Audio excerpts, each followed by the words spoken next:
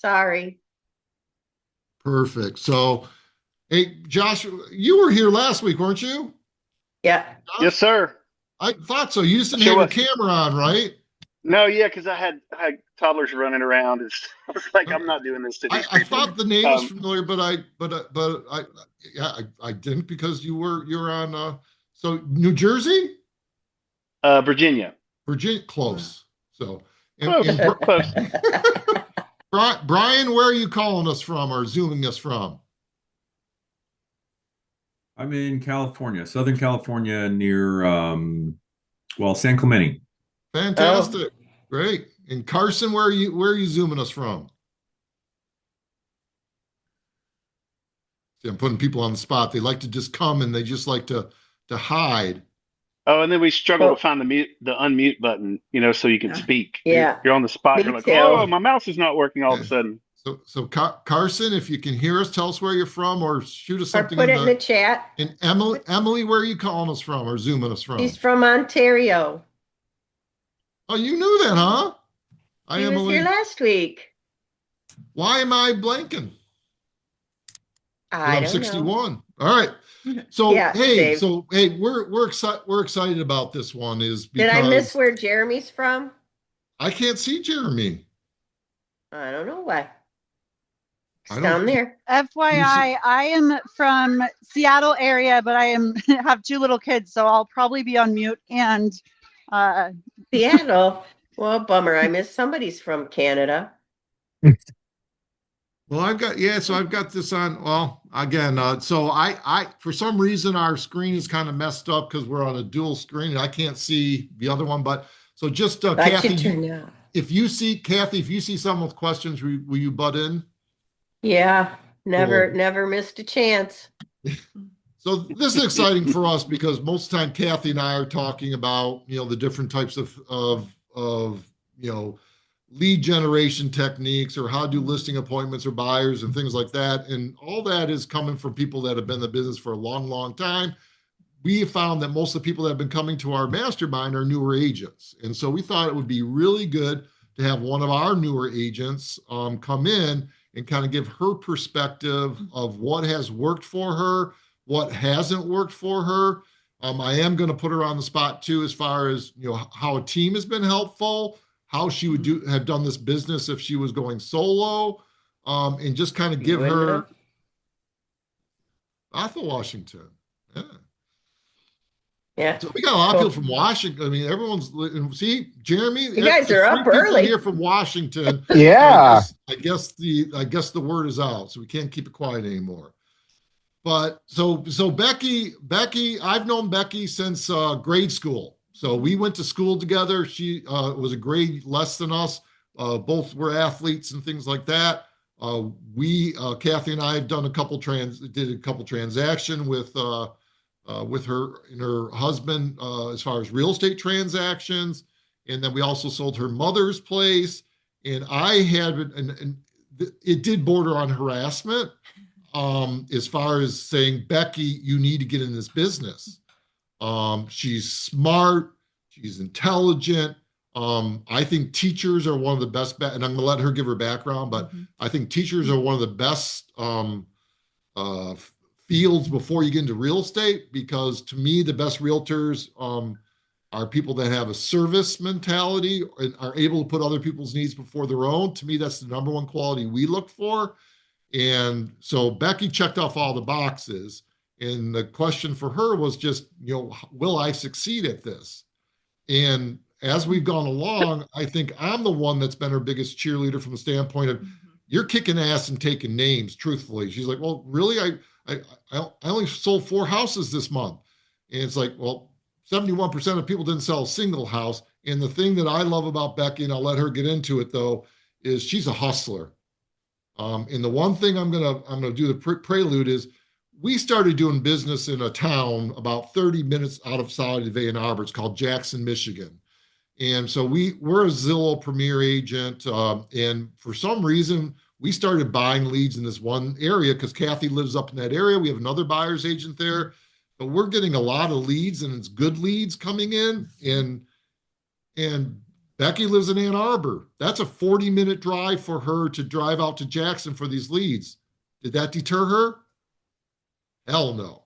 And I'm gonna let her talk about that too. And is the one Are last you thing, really going to let her talk? the one last thing I'm gonna say is to the three things to become successful in this business. We talked about the service mentality, it's drive, it's work ethic, and then just running it like a business. Those are the three keys that we look for, and we like intelligence as well, because you're able to look at different situations and be able to talk intelligently. So I'm sorry, I'm just excited because, like I said, she's going to be our number one buyer's agent by next year, and she doesn't know that yet either.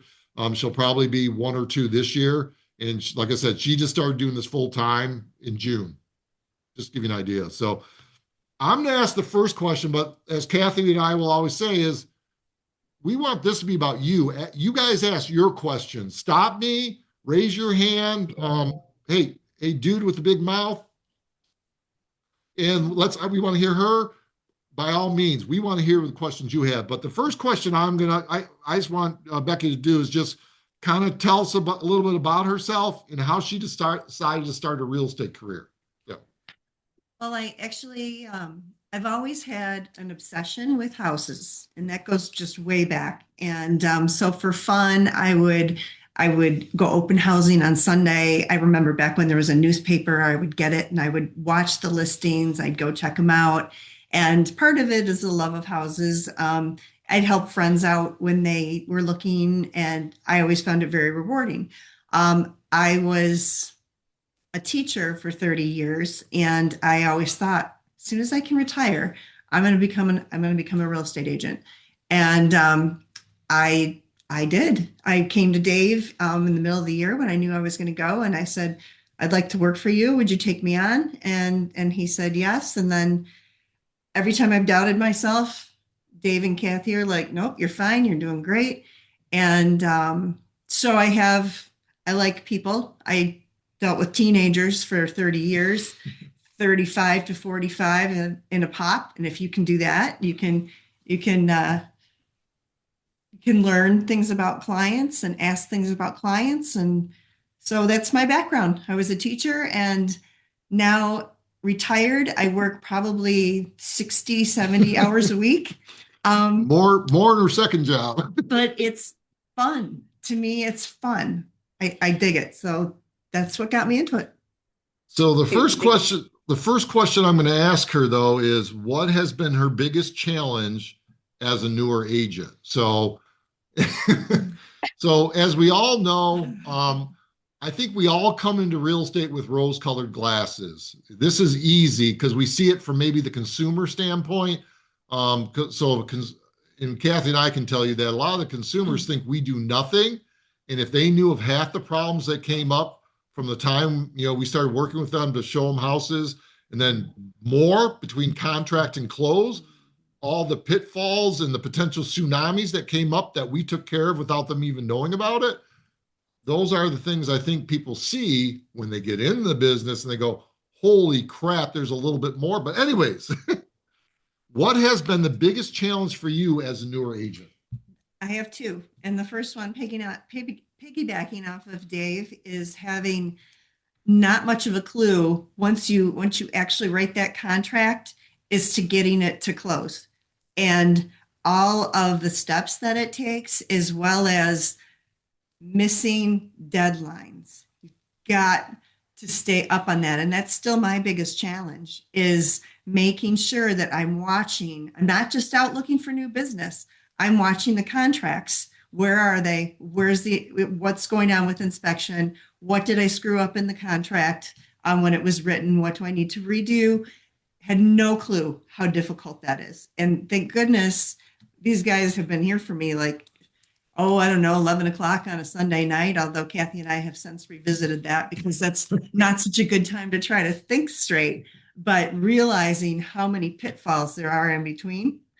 My second biggest challenge in starting was that big getting on Zillow, and where it says how many sales has this agent had in the past 12 months and looking at that big goose egg and saying, how am I going to overcome that?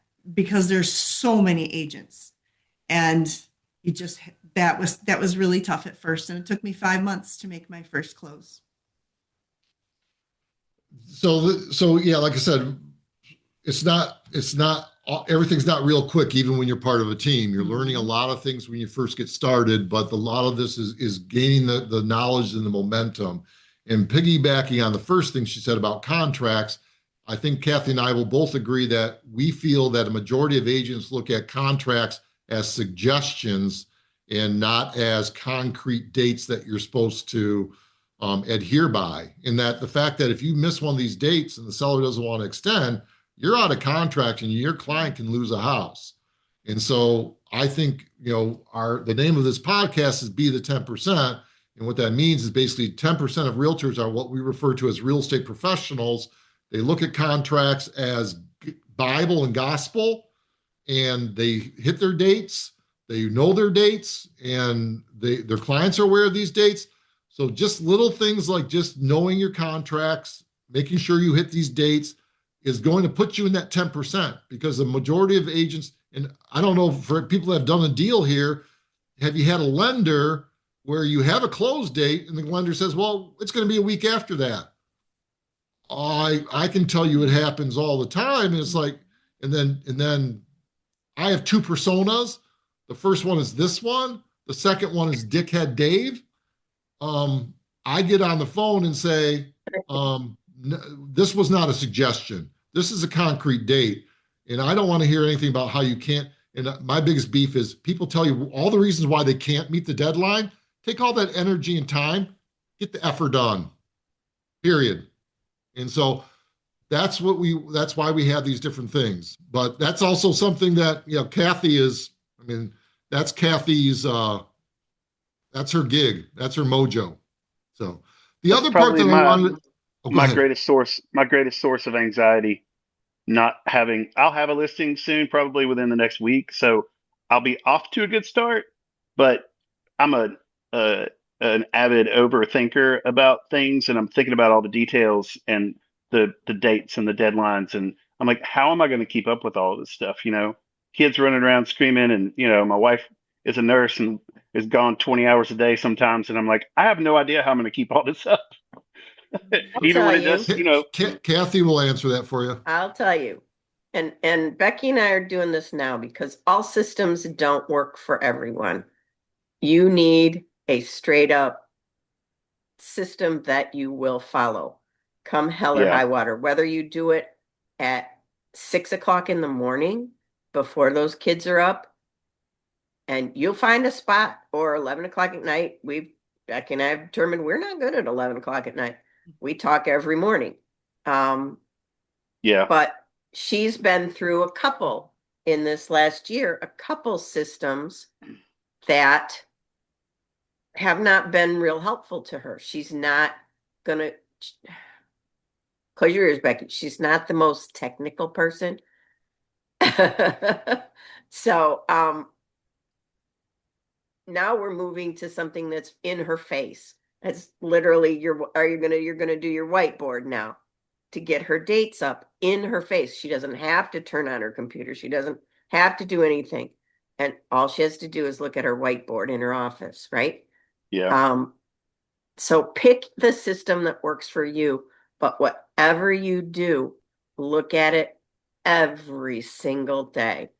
What's going on? It's so easy to get sucked into everything that's happening in a deal, right? You've got an inspection, you've got this, and oh my God, I still have to follow up. I don't want, and we've known this our whole careers is, your pipeline's going to fall off if you don't keep doing your follow up, right? Which AI is going to help with some of that a little bit. Sure. But your systems, get them down to a science so you don't even think about missing a date. And it's just too hugely important. It's I don't know how I remember some of the things that I do, but it took a long time to do it. But you can't remember everything. You just cannot remember. when Becky has 5 contracts in the works and one of them's just nuts about a septic tank or something, then I mean, they get nuts. They get nuts about a million things. How does she keep her follow-up? She has to have that system going as tight as she can. Kathy, Luckily, oh, sorry, Josh, I was going to piggyback off of you real quick, go but ahead. I'll let, okay. So, Kathy, you were saying that Becky is maybe a little bit technically challenged. Is there a technical process that you have used or that you use for reminders and seeing that almost like a dashboard, if you will, of dates that you have to remember? Well, I do probably 3 different things. In your CRM, sorry, you're calling me about a bad check. In your CRM that you use, we use Follow Up Boss, and I add every step of the way my buyer's TC, every deadline, every contingency date, everything goes into that calendar. It hooks into the Google Calendar. So that's Nice. my easiest thing to do. I think most, I mean, if anybody's got Lofty, it does the same thing. That system I've gotten, I mean, I didn't have a Google Calendar when I started doing this. We did it on a spreadsheet. And we kept A lot of people still do. a whiteboard. Yeah, well, and that's fine. But what it works for you and ticklers and then reminders, our listing TC, our listing admin has, I can hear her phone going ding ding like 100 times a day if I'm on the phone with her, and she has everything in there. You've got to find out what works the best for you.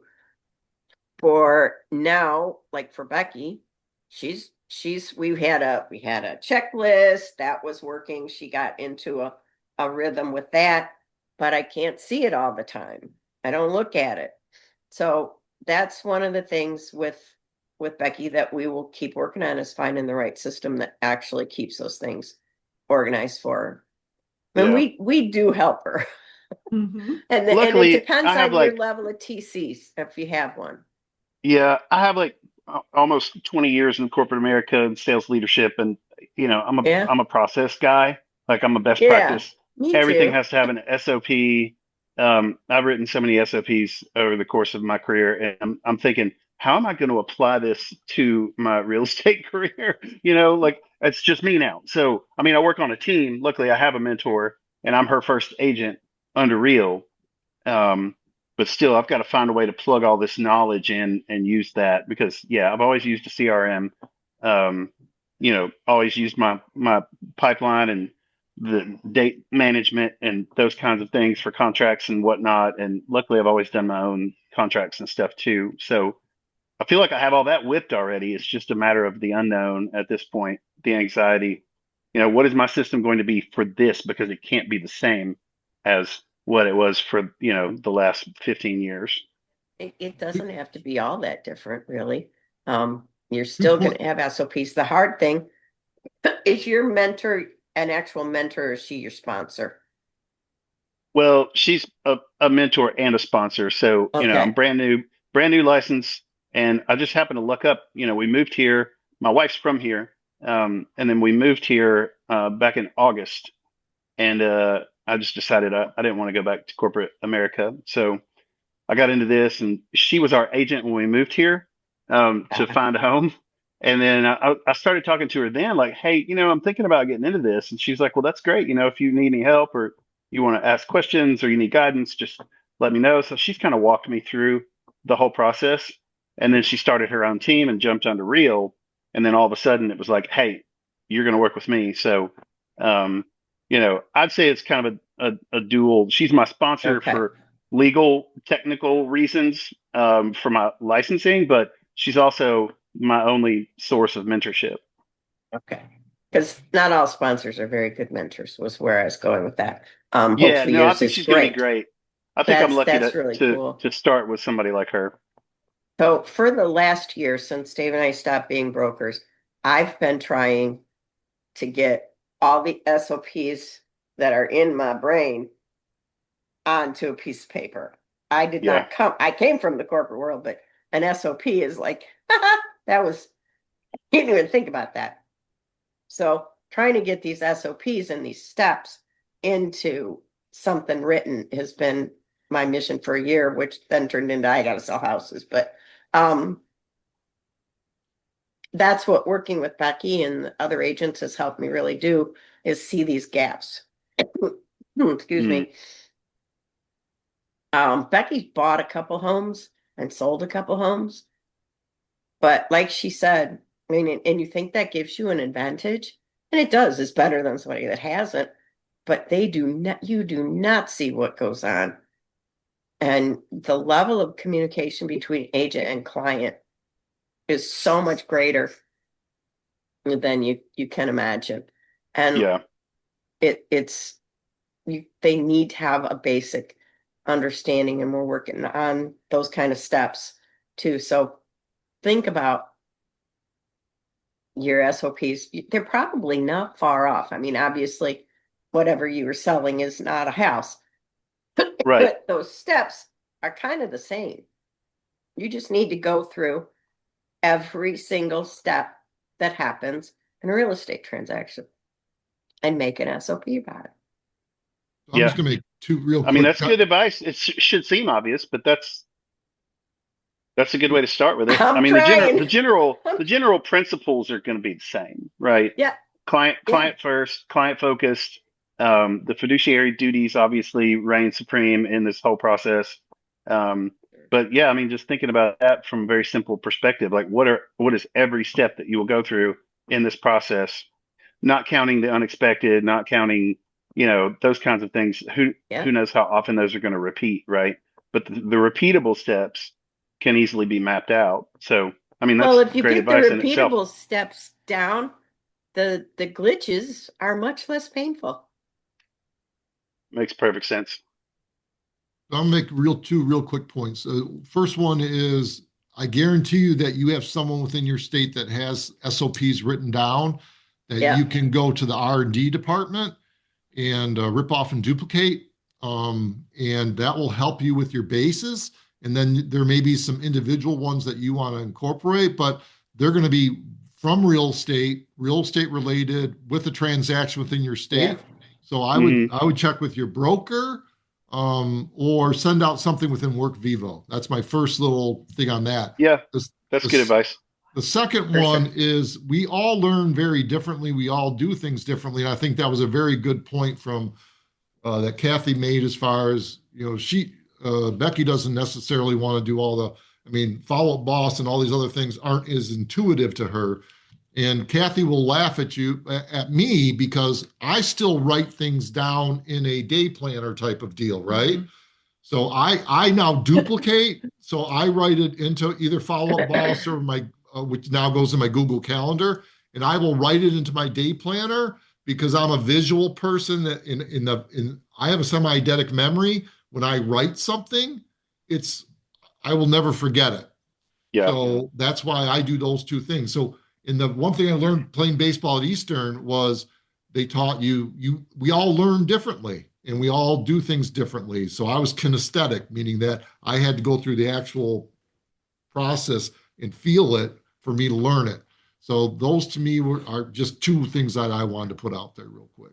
That's good. I'm a handwriting note guy. I've always done the write it down, then transfer it later. Because in that Correct. moment, like I would when I was doing actual end user sales and then leading a team from there, it was just write it all down. I had my own little, checklist and like needs analysis and stuff. Fill those things out with every call. Yep, just like that. And then pile them up on the corner of the desk. And then I would take like the last hour of the day and go back and enter all my notes into the CRM just to make sure it was all captured. But that Yep. was just, yes, it's double work, but there you go. I mean, if it works for you though, that's all that matters, I think. Well, it's just like they talk about CRMs. The best CRM is the one you'll use. Yeah. So, yeah. So next question for Becky was, and we kind of talked about this a little bit, was what is your biggest misconception or surprise of the real estate industry that you had prior to getting into the business? part of it was thinking that I might need to pretend that I was something that I'm not. So if you look at the stereotypical realtor running around with a briefcase and suits and all of that, like I had this concern that what's natural to me wouldn't fit in with the industry, and I found that that's completely wrong. Kathy told me, when I was like, well, what should I wear? What? And she's like, you need to find your style and you need to be comfortable with that.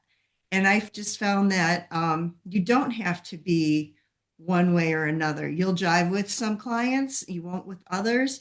But I think instead of trying to play a role, it's for me, it was about once I relaxed and felt that I could be authentic, all of a sudden my relationships with clients changed.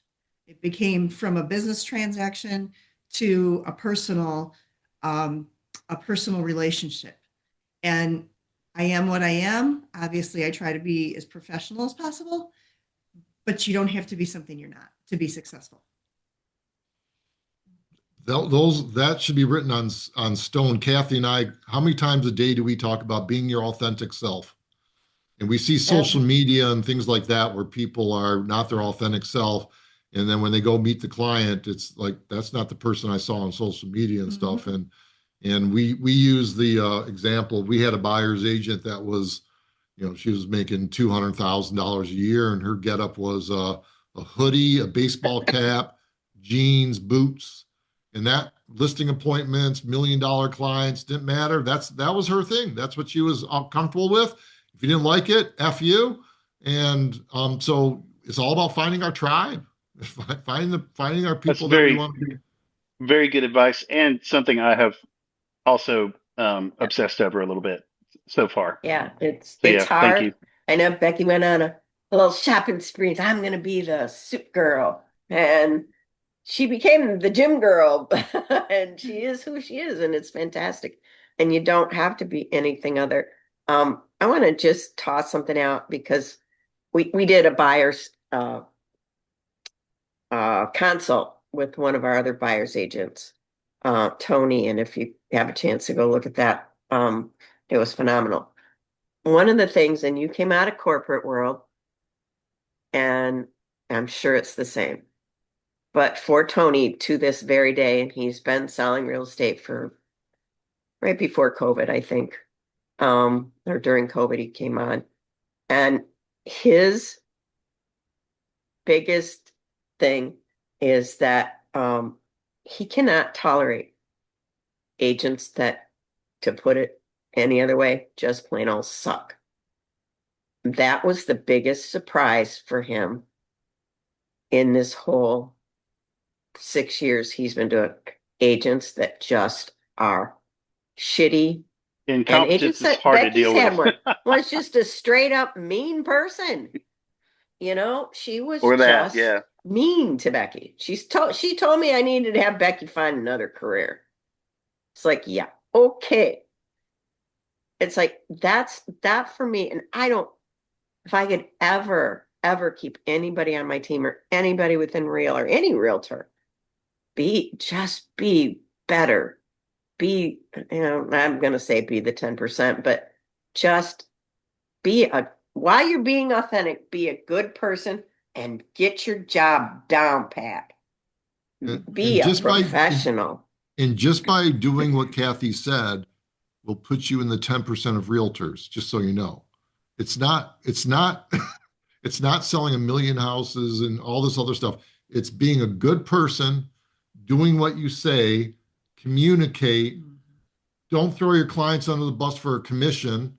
And it's work hard, be kind. I mean, I know that sounds like a lot of people simple, right? You can be a great realtor. You can be dickhead Dave, but still be a good person and do business the right way and do what you say. Don't lie. Don't lie. Don't cheat. I mean, my biggest problem with real estate and my biggest problem with real estate is that we are all judged And Kathy, I use a different term about the 90%. Kathy doesn't like me to use the term. So I believe that 90% of realtors are idiots.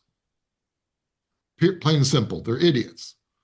And the problem is that people that are non-professional, that don't do what they're supposed to be doing, and they give everyone a bad name. So you could be the best at what you do, but you're still looked at as a used car salesman because of the majority of the people in our profession. We can't control that other than, and I'm a big advocate for more education, more training, get on as many of these things as you can. And I'm not sitting on a soapbox going, I'm the greatest thing since sliced bread. All we're saying is just do it the right way. Learn your job.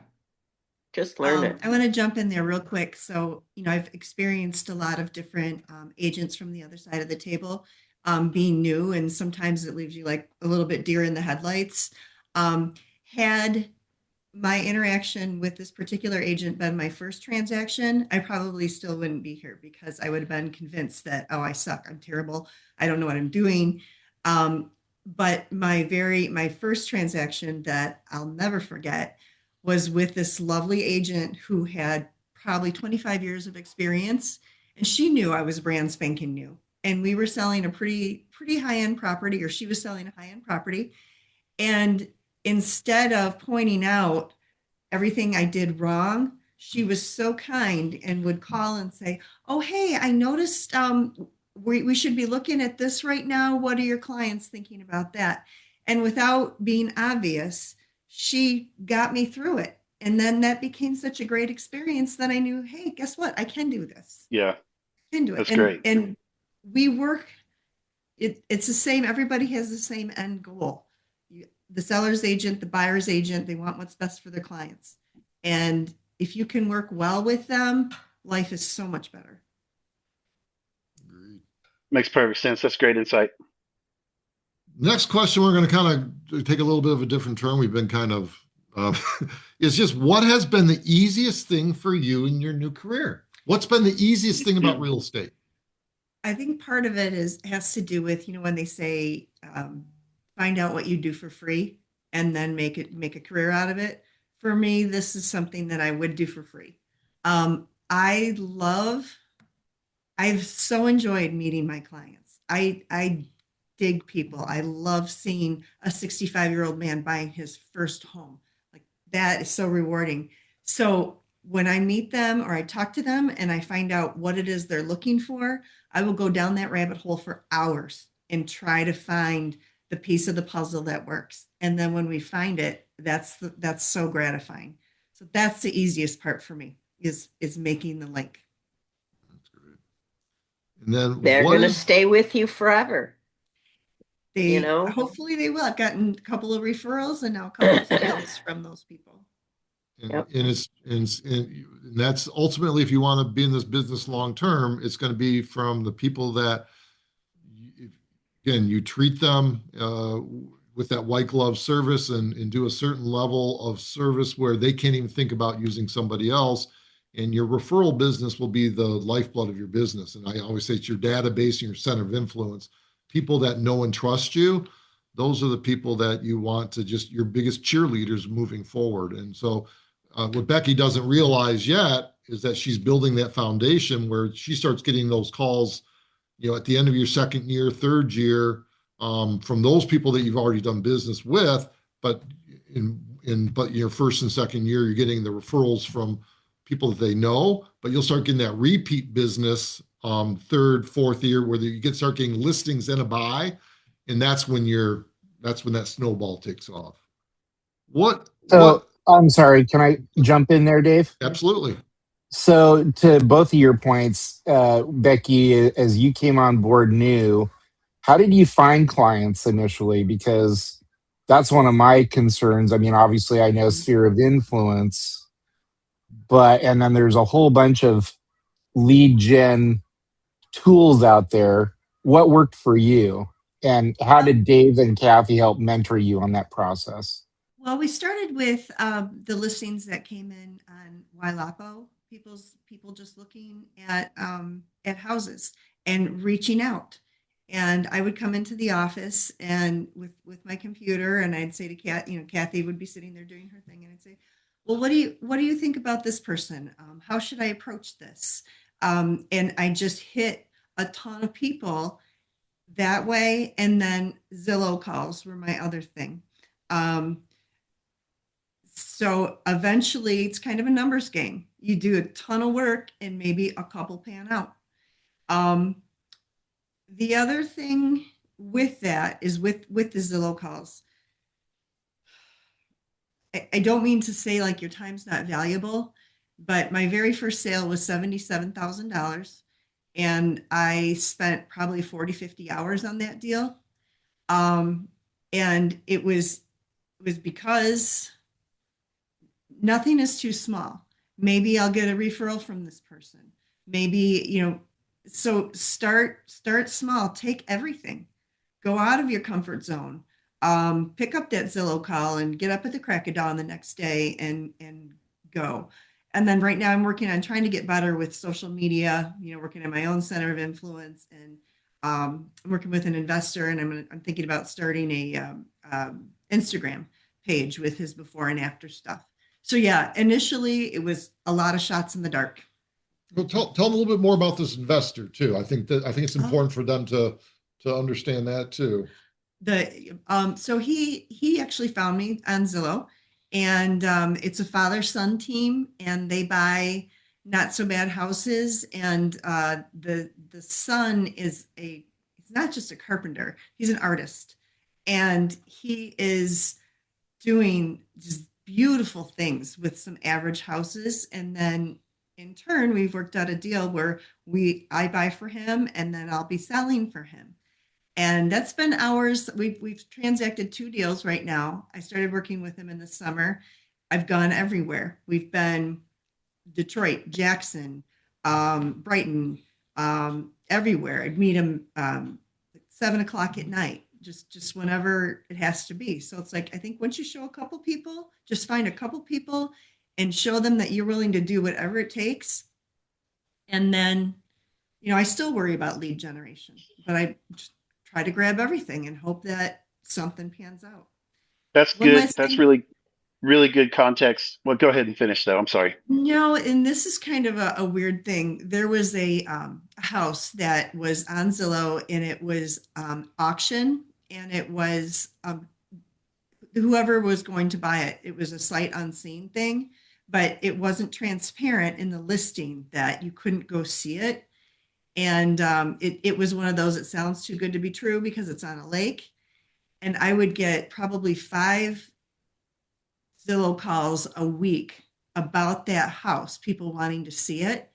And I'd take them anyway, just to tell them, hey, here's the situation. This house is going on auction unseen. And sometimes people got mad because they thought I was the listing agent, and they'd say, oh, that's stupid. And they'd hang up on me.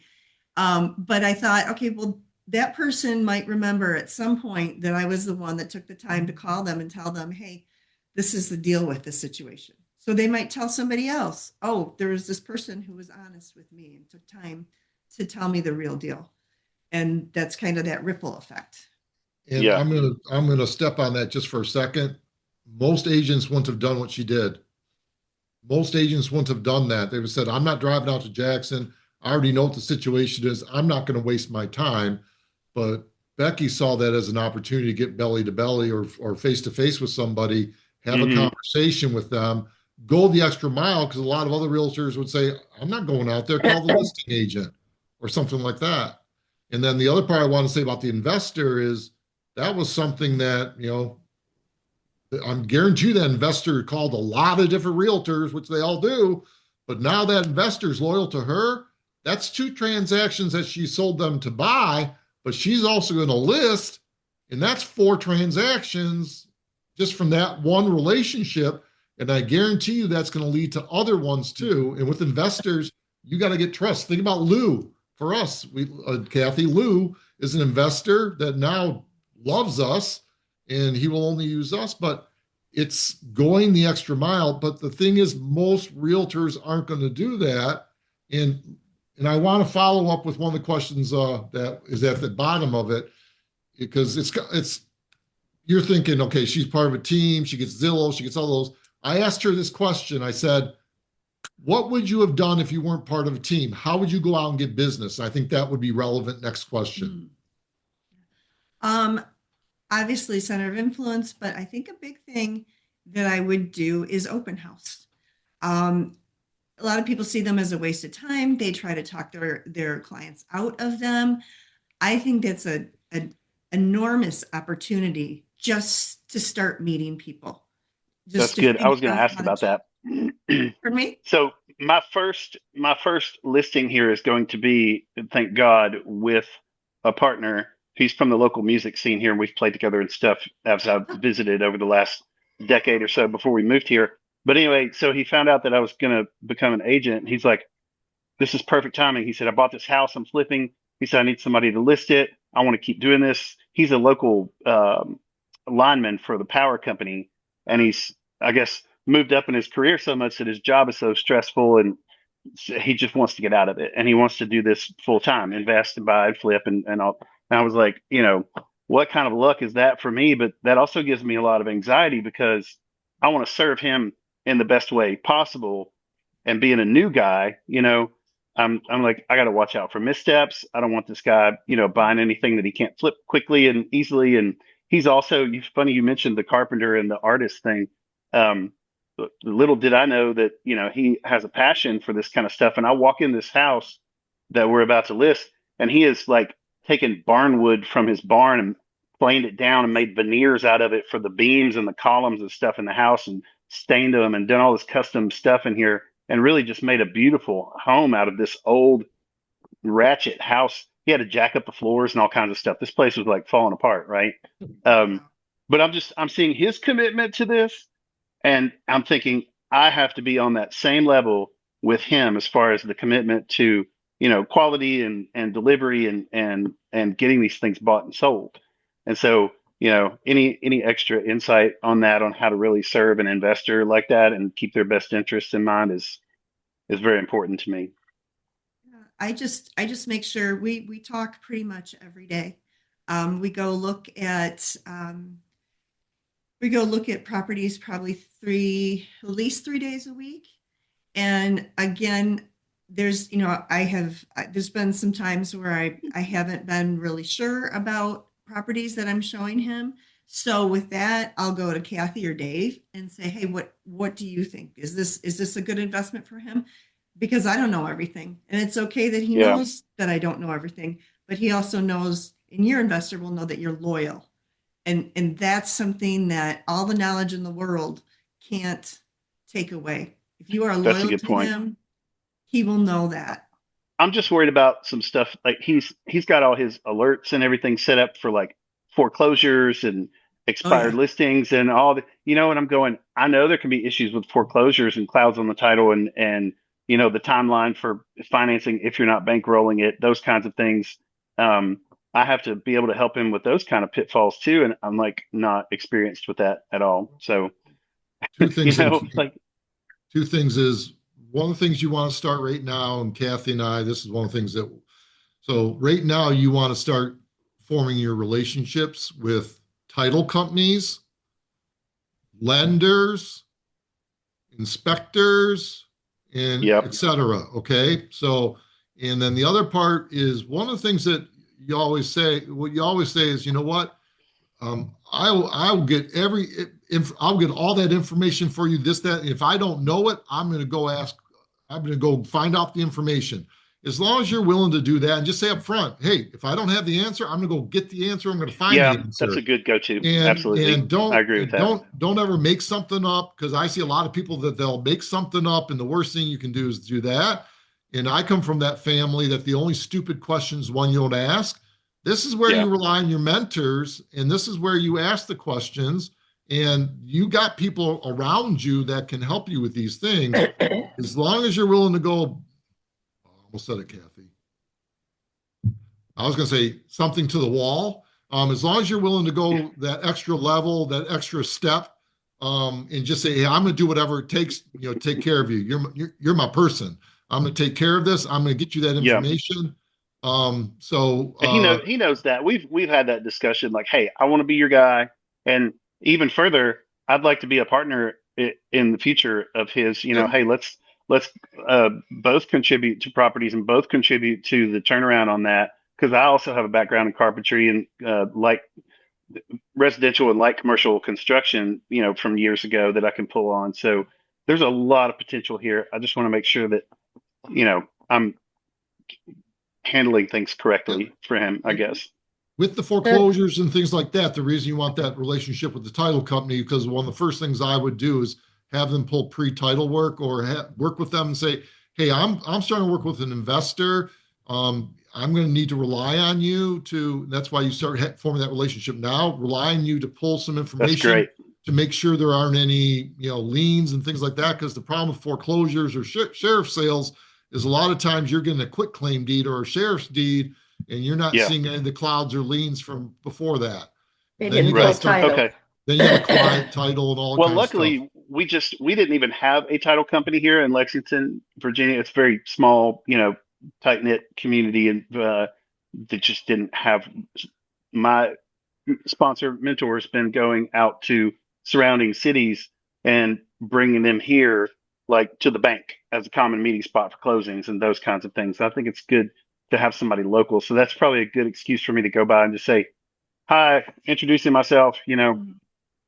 They're right next to the Chamber of Commerce, so that could be a, Yep. a double whammy there. Go pay a visit and just Do make you sure everybody have knows I'm is here. real title in Virginia? Is No, real no, title in Virginia? it's just I mean, I don't know a lot about how that works, but oh yes, I think so, and the mortgage because I've already been getting calls from those guys. Yeah, Uh, you will. to yeah, and I thought, hey, it's great to have options. This is a very, like I said, tight knit community, a lot of belly to belly stuff and relationships. I already have relationships with lenders, and I just need to work on the title. Inspectors, that's the thing. Kara's been taking me out meeting all these people. Every time she has an inspection, I go walk through with them and just try to build that relationship, her preferred people that she works with. So, Absolutely. Our title company has closed over 3,500 deals for us.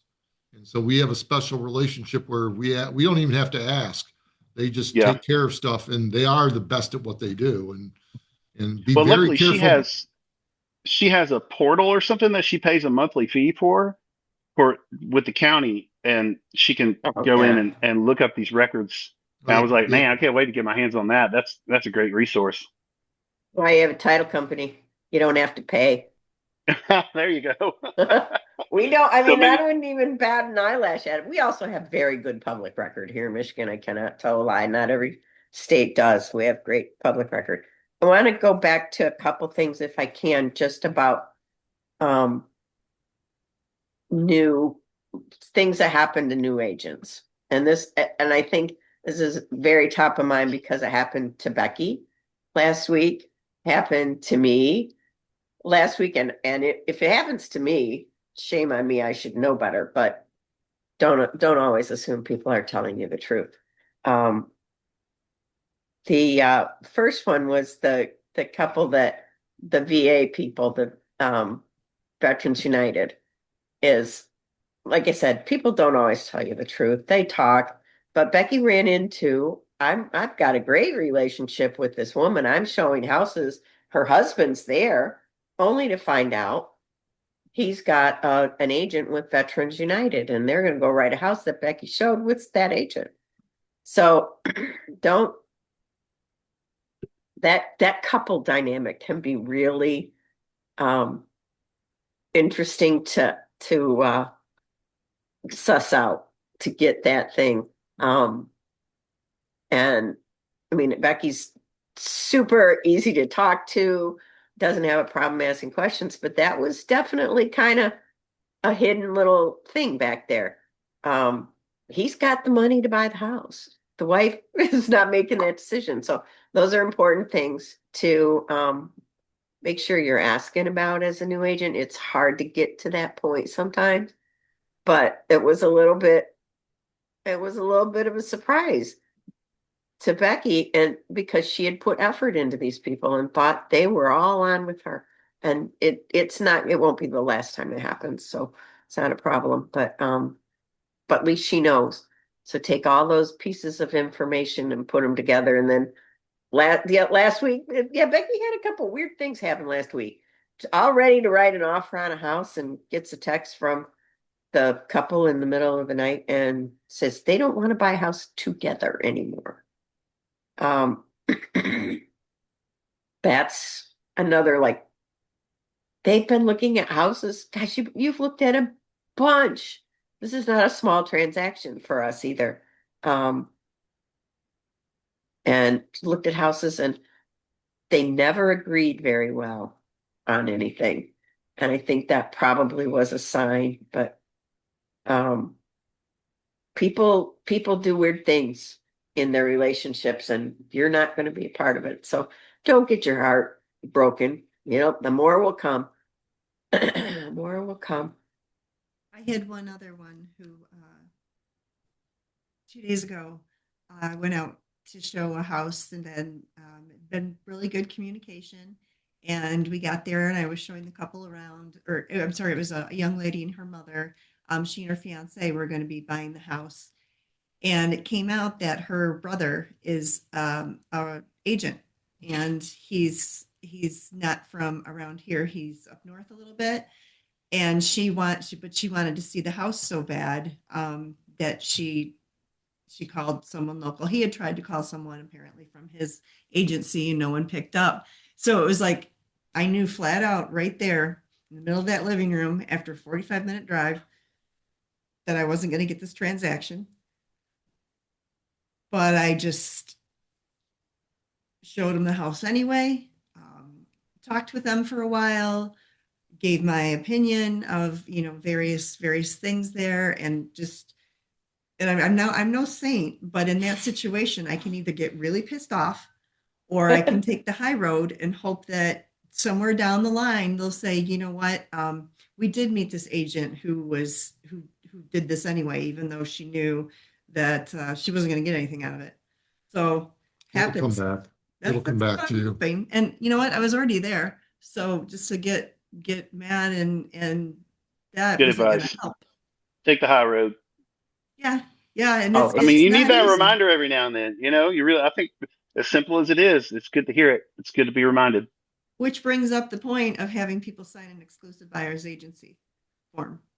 So that's something that I was lax at and I got burned.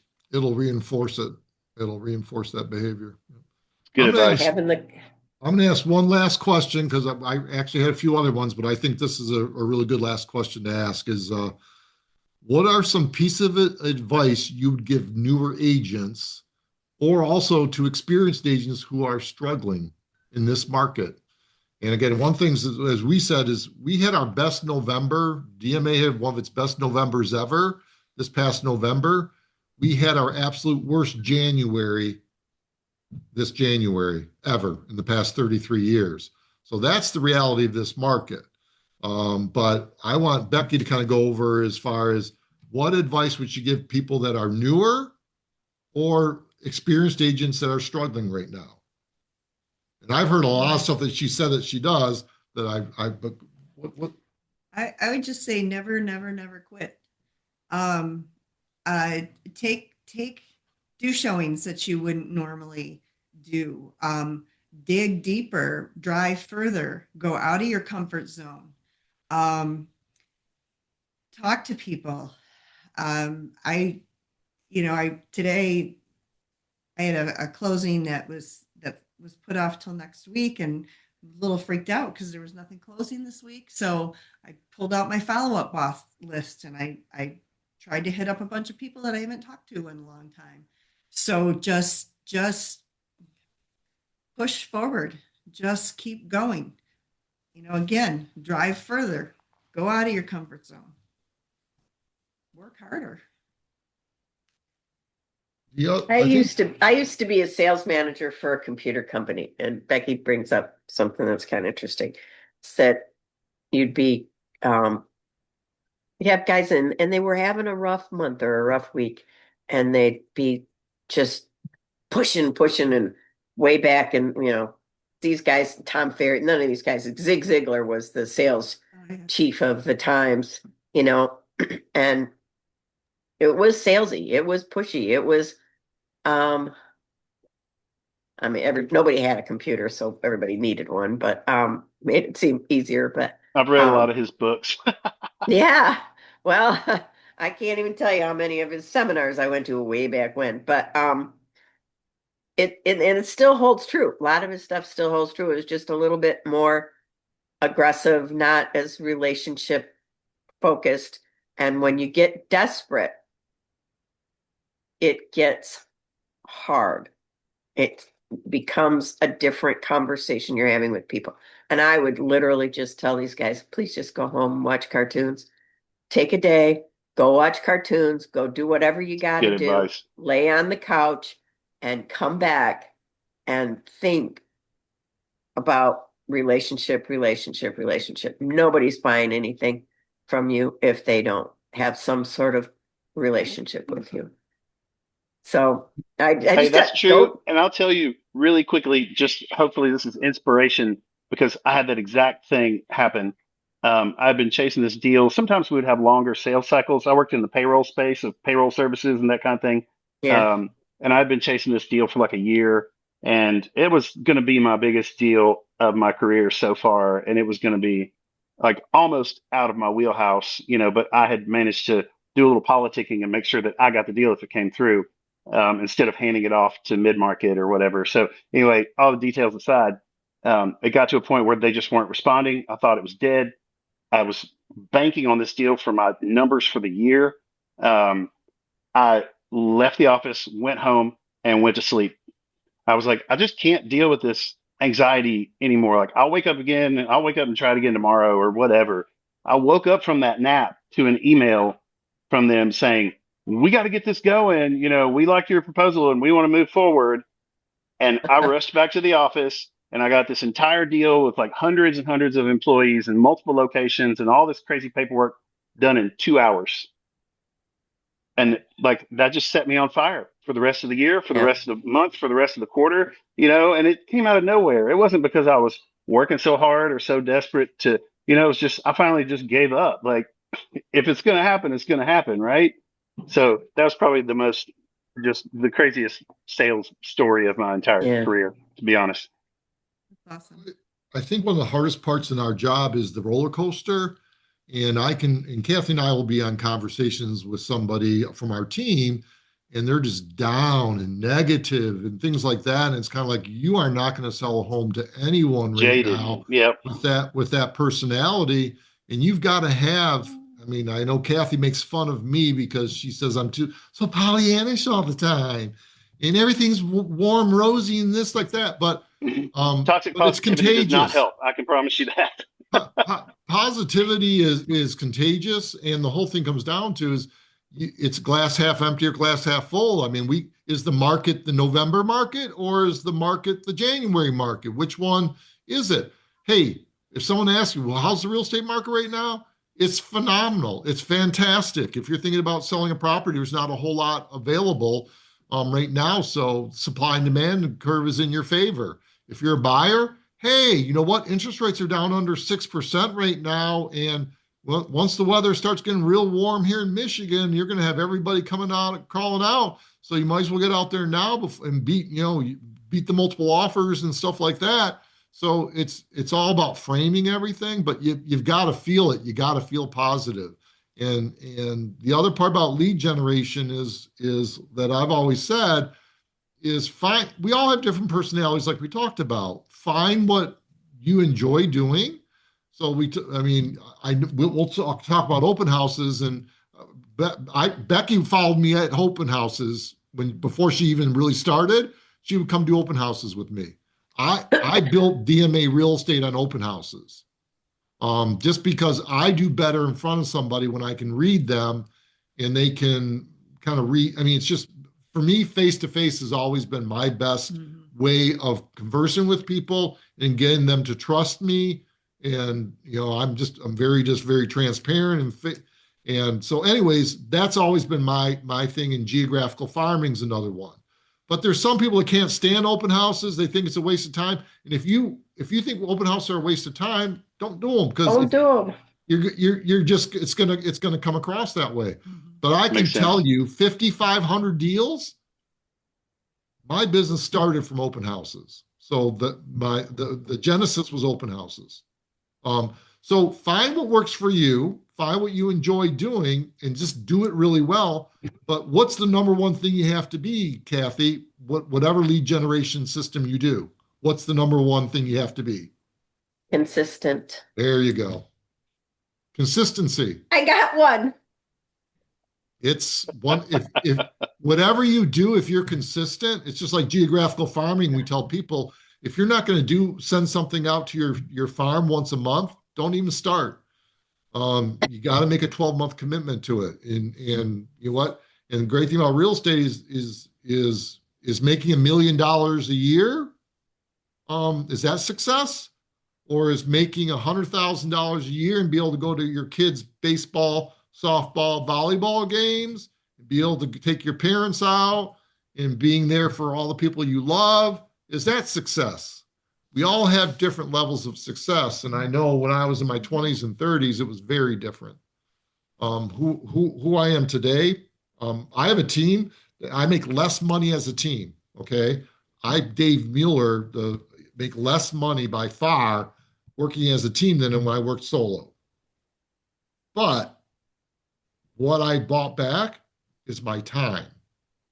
And time is my most valuable commodity.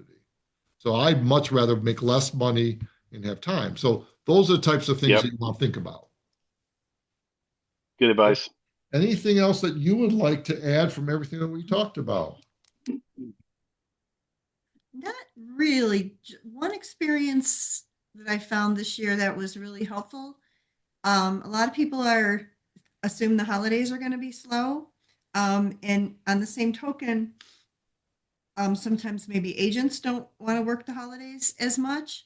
So I found that I had my best month during the holidays because people had time off. They were looking at houses and there were fewer agents that wanted to show at that time. So find the times that maybe not everybody else is grabbing that call or showing that house or doing that open house and do it then. Yeah.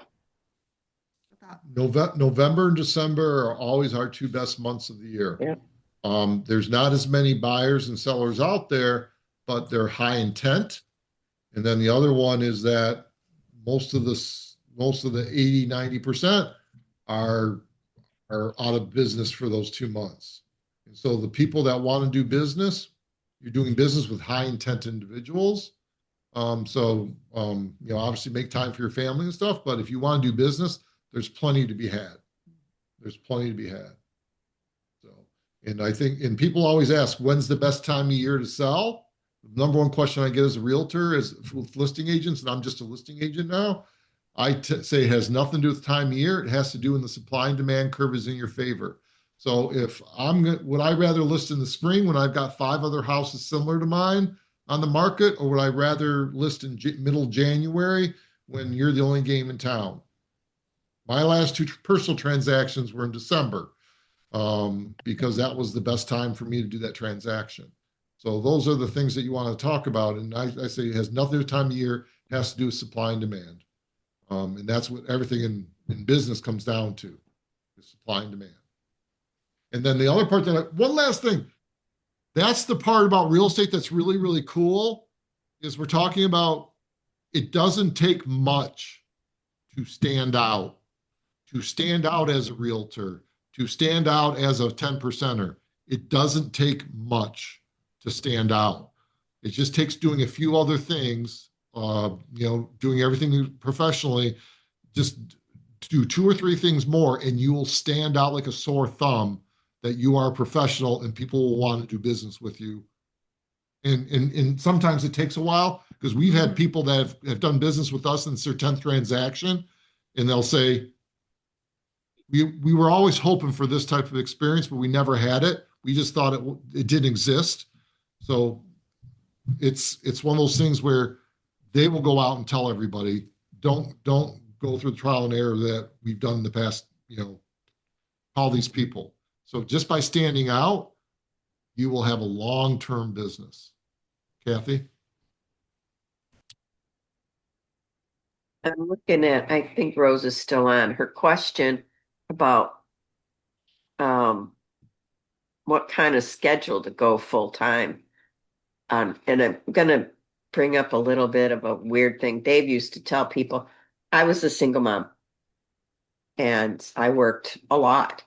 My daughter worked a lot. There's nothing more fun than a vacant house for a little girl. Um, but you're asking about the kind of schedule we started with, and Becky went part-time for a little while, and mostly you shadowed Dave, and it's hard. This is a tough job to do on a schedule. I'll tell you that. It takes Hmm. a lot of commitment and for you, and it works better towards the end to block out your time and to stick to it. It's tough. So you're going to have to probably do some early mornings for follow-up and prospecting, some late nights for responses to things, scheduling and that if you want to protect a certain time. Um, Otherwise, Becky said what are you working, 65 hours? Her husband and I kind of agreed on, like Becky, at one point in time, you got to stop. Because she would have gone forever. I don't, I'm a morning person. She's got that figured out now. Um, so whatever you decide to do, it's gonna take a real commitment to protect your schedule. I mean, Dave will tell you, Dave and I are available 24/7. And is that smart? Sometimes no, sometimes yes. You can always reach one of us if you can't reach the other. So it takes a commitment to a schedule. And I don't work nearly as much as I did when we were brokers, thank God. But I'm done. I'm done at 7 o'clock. I'm done. But I probably started at 5 o'clock. Um, so you get your rhythm. When are you the best? When are you the best at talking on the phone, calling people? And when can you drive? Um, I cannot tell. This business is great for women to be in. It's all that used to be. Realtors, it's tough sometimes, especially if you have kids, to pull that all together. I'm positively not the only person that took my daughter to showings. So, um, not knowing a lot more about you, it's going to take a strong commitment to move out of that 9 to 5 and work your butt off. Let me step on that just for a second. One of the things that I'm famous for saying is I schedule my personal time just like I do my business. So one of the things I think will help you, Rose, is if you've got commitments with your children or school or this, that, the other thing, you don't tell them, oh, I got to take my kids to school and things like that. Said, I've got an appointment from one. So if you're taking your kids to school and you're not available from 1 to 2, I've already got an appointment from 1 to 2. This is when I'm available. And I will tell you people will understand. You don't tell them that your kids are going to go, Yeah. to a baseball game or a softball game. If I take Susan, who's my partner, out for a date from 7 to 9, I'm on an appointment from 7 to 9. Okay, they don't need to know that I'm on a date, but do that with your personal and then also with your business. And what people will come to do is they will respect that you have these things when you're available, and they will arrange around you. But I think some people, I think the biggest problem when you first get started, and I did it too, is I ran after every single buyer and seller and made myself, I was doing 3 open houses a Saturday and Sunday. I get up at 4 o'clock in the morning. And so, but now all my time is blocked. I am on an appointment, whether it's personal or business. So I think that's one thing. And when I hear someone else do that to me, I love it. Yeah, then I'll take that time frame. And then that means that person is busy, and they have a life, And I like that, where someone's just Yeah. whenever you They don't want. really care if you have a life, to be quite honest, but they are going to respect the fact that you're doing business. And that gives you a little credibility. Now you're not my only client. I'm not running around in circles. Well, I think And asking for respect is also part of that too. Like yes. you have to demand that for yourself. Well, Mhm. especially if this is the goal is long-term business. It's not one transaction. The goal is long-term business, and you'll find that the people that respect you and your time will be the ones that will be long-term. And I find the people that don't respect your time, F you, I don't want to work with you anyways. Period. Yeah. So, any other questions for Becky? I know. I just want to say thank you guys. Your time that you've given to this has been so valuable to me. Now, you are we doing it again next week? We do it Yep. every Thursday. Oh, is it an ongoing thing? Because I only have like Yes. three of them on my. I thought maybe it was just like a three installment thing. No. Okay, that's cool. Yeah, I'll keep coming. Every This has been great, guys. every Thursday we If you try to have come any up with. suggestions, what you want to hear about, want to talk about, please let us know. Some of the most fun ones are when Okay. we just do question and answers, but I think Yeah. you know how to reach us all. Can you have I? Oh, I haven't normally. Oops, I'm on my laptop. Well, you're just gonna have to live with my crappy typing. Kathy has the vid. She has the vid, so she's quarantined in her home. Yeah, Uh-oh. Get well soon. But I'm trying. so we're gonna pin you down right now though. What would be some other topics that would be helpful to you? Well, I'm discovering them on the call. It's not like the investor thing and the foreclosure thing and stuff like that. For a new agent, like the list is endless, basically. Maybe Of something that would be good would be working with investor clients. That might yeah, be a for good me one, I'll tell personally, Kathy. you, this is kind of new to us still, but boy, do we learn fast. Yeah. Yep. And we've got, that was important to me because that's my only lifeline at this point. I know I have a listing that when he's done with reno in the bathroom, it's list it and sell it. So, and then on to the next one. well, but that might also be something that you think about is how do I use this to get future business? And you may want to find your niche may be helping investors that fix and flip or do stuff like that. And this will be a good first one for you. And Yeah, I then hope so. after you do two, guess what you become? An You become the expert. investor expert. You're the expert at that point. Because I can guarantee you do two investor deals, you've got probably more experience than most of the agents in the area. So you at Yeah, that that's point, awesome. it's like when we do geographical farming, we sell two houses in the neighborhood. What do we become? The mill point expert, the whatever expert. So you start giving yourself and we can also help you turn that into other stuff. So just say, hey, this is what happened with this deal. I got it done quickly. And the other part is celebrate your successes. So make sure that you're, taking great photos so that when you sell it, you can send out a just sold in the area, put a sold Yeah, sign up there, go on social media, use it as a trampoline to get other business too. that's So good. I would say the other thing right off the top of my head that would be helpful for me, specific to my situation, is one of the people that kind of helped push me into this or talk me into this or talk you tried to into not it. let me tried to not let me talk myself out of it is a family friend who comes to a lot of shows and stuff, music and stuff in the area, and she has really been pushing. And she's a retired, semi-retired referral agent, and she can't Hmm. wait to send me people. And she's been really, really supportive in this process. And so that might be a good one as far as like, how do you handle referrals from someone like that you have a relationship with that when you don't know the people they're referring and how to maintain, I guess, that level of integrity that the person who's referring to you has previously had with those people. Maybe any tips or tricks with that would probably be helpful.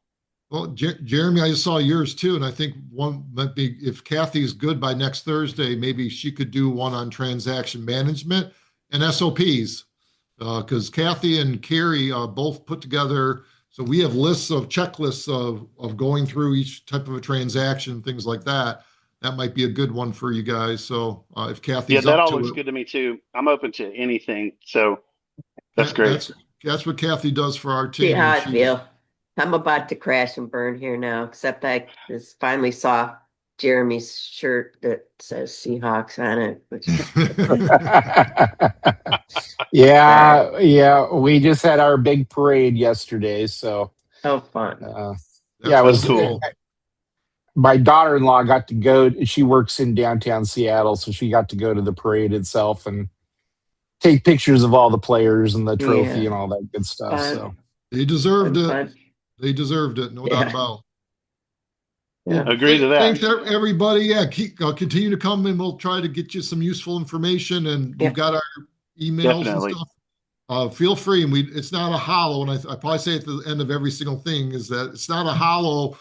Call us, whatever. I mean, we're real estate junkies. We love talking about this. My relationship is always my personal relationship is always on the rocks because my partner is saying, "Do you have any other interests to talk about other than real estate?" Michigan basketball. She's a realtor as well. So, but anyways, so we just so you know, we love talking about it. So, all right, that's Well, thank great. you all Thank very you, much. Thank guys. you all. take care. Cheers. Cheers. You got the end button, Dave. Oh, I gotta do that first, don't I? Yep. All righty. I should have taken the host.